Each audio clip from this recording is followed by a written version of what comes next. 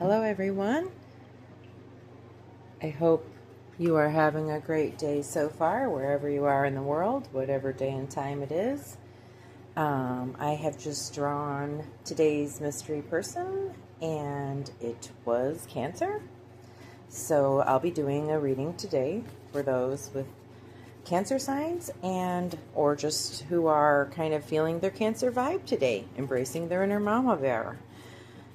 Maybe being a little bit more of a caregiver or a homebody than they normally are. Maybe needing to be more nurturing than they normally are.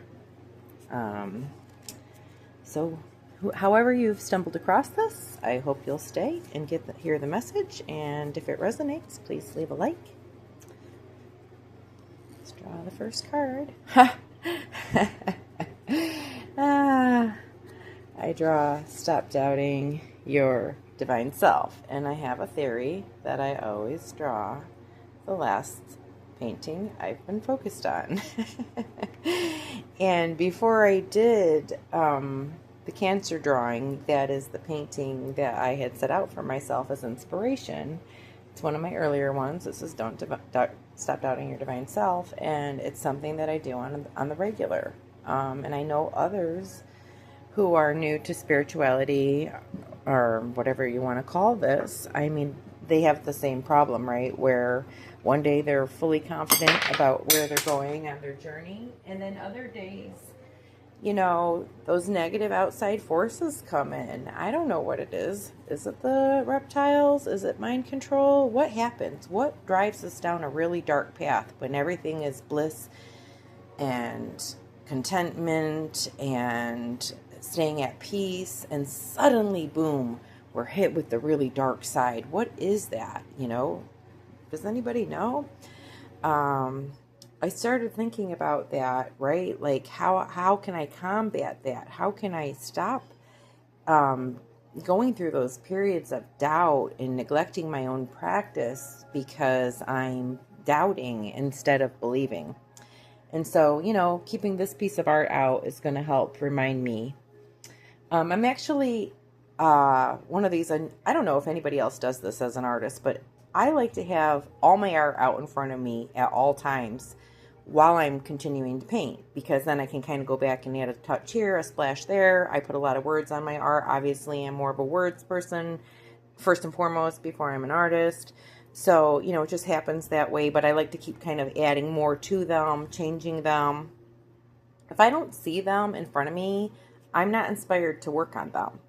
So I scanned all of them, turned them into these cards, was guided by my spirit or higher self that I needed to start a channel and start recording these messages for other people. If it helps one person, great. I'm not really putting anything at stake as far as like ego or anything else. I'm just following my inner guides. I'm trying to give these messages, and if they relate to other people, and if it helps you in some way, I feel, that's all that it's about, right? I've got the spare time to do it. I've got the deck of cards. And, there were things. I had been doing tarot. And one day I did a tarot read for my neighbor, and she was really experienced with tarot, and her life is in a really good place, but everything was minor. We got nothing but minor. And she was like, man, I would have really rather had some major arcana. So when I did my art and made my own deck, I decided to only do the major arcana and a few other ones as inspired. And then I started throwing in all the astrologies. And I had a lot of unassigned paintings that had phrases on them. And one day Spirit said, just put them in your deck as inspirations. And so my deck is a huge hybrid deck. It's just my own photo quality two-sided paper. I very lightly shuffle it. I've got some printing anomalies. Like, I can't get the same printer to print the same way with two different ink cartridges. So I don't like to look when I do my drawings. So subsequently, know that I'm not even paying attention to what I'm doing with my eyes. I keep them completely averted. But I also try to, I don't want to pick any marked cards or any cards, that, like, I need to feel like led to it. So what I do is I now flip this way. So I just got the Proud Nonconformist. Cool. I like that card. I don't think I've ever drawn that in one of my videos. But I guess today's message for the Cancer, the mama bear, the person who's feeling their, stay at home self right now, to stop doubting your divine self. You are magnificent. You have all the power within. If you're in a hermit state like I am and you're staying at home and you're taking care of yourself, that is okay. Love yourself, stay home, be who you need to be, take care of that mama bear. Sometimes instead of nurturing a bunch of others, it's great to really just put that same energy into ourselves. So if you're embracing your inner mama bear today, I highly recommend you put some of that nurturing and love and care into your own self. And then for my second card, I drew Proud Nonconformist. So maybe the person I'm channeling to today is, somebody who kind of like me considers themselves a little bit of an oddball. This is kind of an oddball piece of art. Some of my Cancer friends didn't like it right out of the gate. But as I said, I weirdly fell in love with all my own art, just as if I had birthed each one. I mean, they came from spirit, they were spirit led, and I didn't really know even what was guiding them. So when I went to change her, I couldn't do it. I just left Mama Bear the same. But I just love Cancer so much for their big heart and their ability to nurture and care for anyone. And water signs have always been a struggle for me because I wasn't in touch with my emotions. And unbeknownst to me, my solar plexus was my authority. So I do have that area is considered, closed within my human design, but I just didn't have a good control over them, and therefore I felt detached from them or separate from them. As an air sign, I was completely in the headspace and not in touch with the emotions. And now I'm learning how important it is to be in touch with our emotions, and also to just make sure that they're not impacted by the emotions of others around us. And sometimes when you don't have yourself regulated, you not only are you impacted by others' emotions, but then your emotional dysregulation bleeds onto others in your life. And then maybe as a consequence of that, years later, they're not comfortable around you anymore because you've bled too much dysregulation onto their being. And I totally get that. That is what I have done throughout my life while struggling to kind of ban myself from even feeling or having emotions. I was manipulated in a lot of ways to believe that emotions would lead to a label of crazy, and crazy would lead to a label of not being believed or listened to, no matter what I said, and I would have no credibility. So I lived in great fear of this. I was a nonconformist who was trying to mask as a conformist so that I could blend in. Today, I'm finally proud to just be who I am. And if no one likes it, that's okay. I like me. But I do have to learn, with my type of energy that has been in denial of my emotional side, that carried with it a consequence, right? I mean, you cannot suppress the emotions, and you really need to learn to regulate them and also to manage the spaces that you're in to make sure that they can stay regulated once you have them.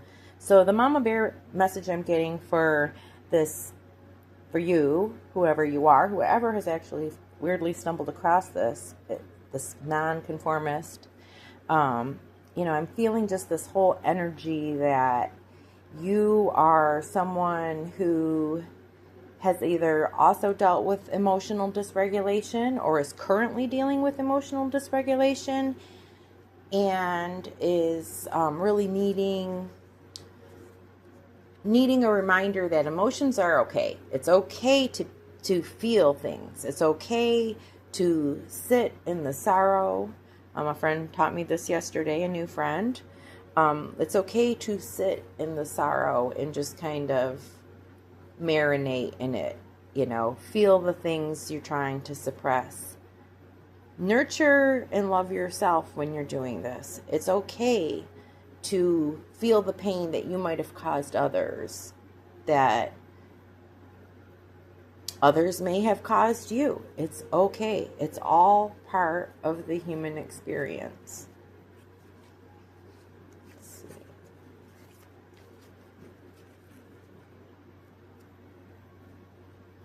see. Draw my angel card. Weirdly, my angel card reminds me of my mother's senior picture. And I guess my mother is kind of my first line of angel.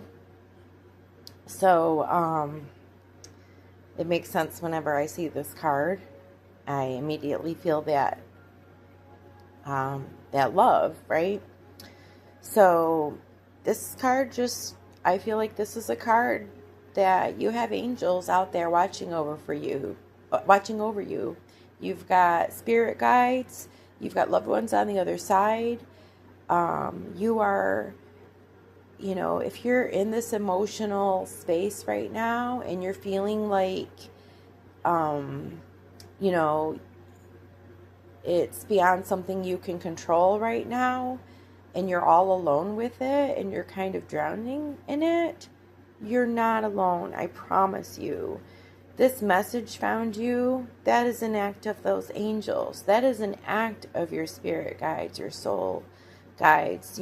Sometimes when we feel alone, we are not even realizing how many people are out there that support and love us. And all we have to do is just every now and then give gratitude. So whenever I see the angel numbers now, I thank them for their work.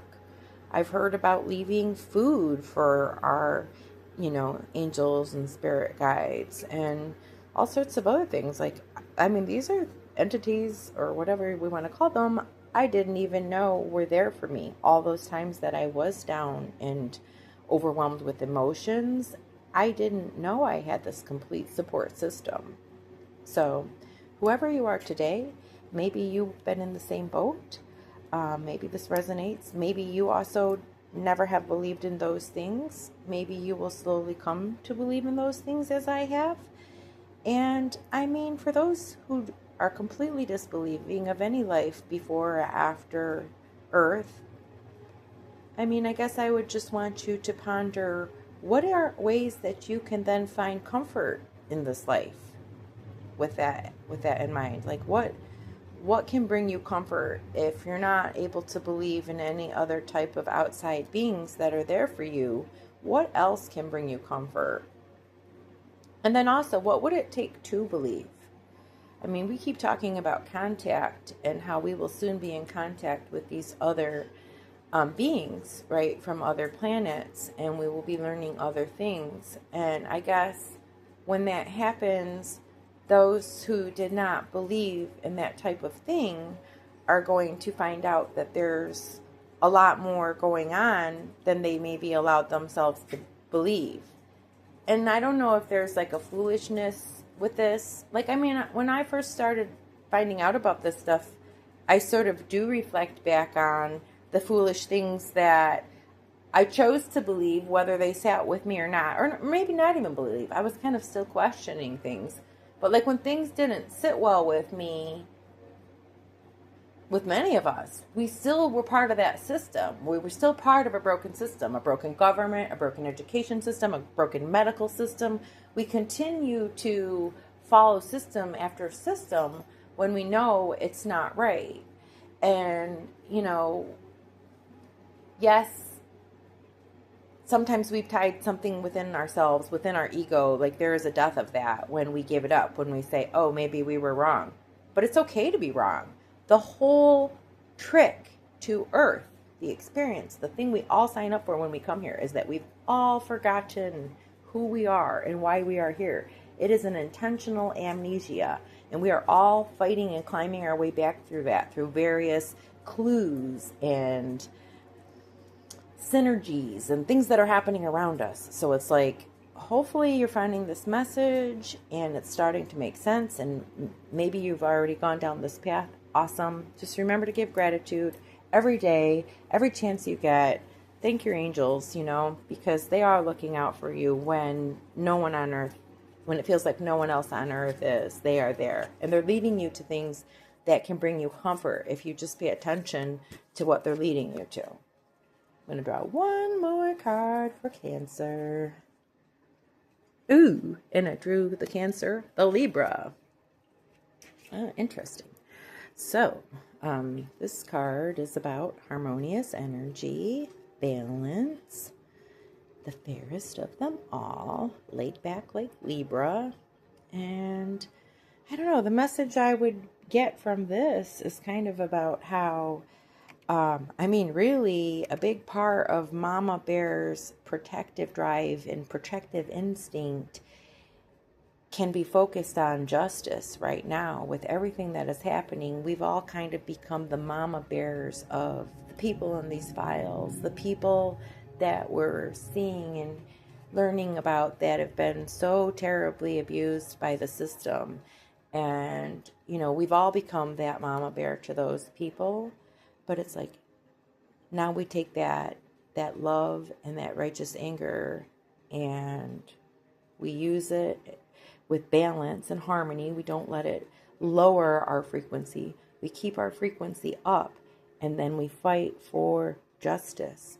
That's the balance that we need to have. We need to take that love and that nurturing energy and that emotion, and we need to put it to use, right? If 50% of all the government jobs aren't female, we need to make sure that they become female. If 50% of the jobs aren't, the lawmakers aren't female, then how do we have a say in what's happening to us?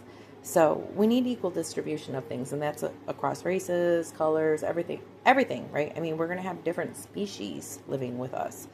We have to start getting involved, and we got to start, fighting for the justice and kind of using that emotion, funneling it, knowing that you have this divinity within, taking all of it and just focusing it on something that's in a balanced, harmonic way, not in an angry, crazy, out of control way. I shouldn't have used the word crazy. I don't even like, I own crazy. I own it. Crazy's fun. Crazy is chaos and good to me. Because without crazy chaos and change in the tower and all those other types of things in death, there would be no rebirth, right? So I'm not gonna disown the word, but I don't like it when it's used against us. But yeah, it's just channeling it all for a good cause. And that's where I'm seeing the Libra energy too. So hopefully this finds some of you out there and this resonates. I hope you have a great day. Thank you. Love you.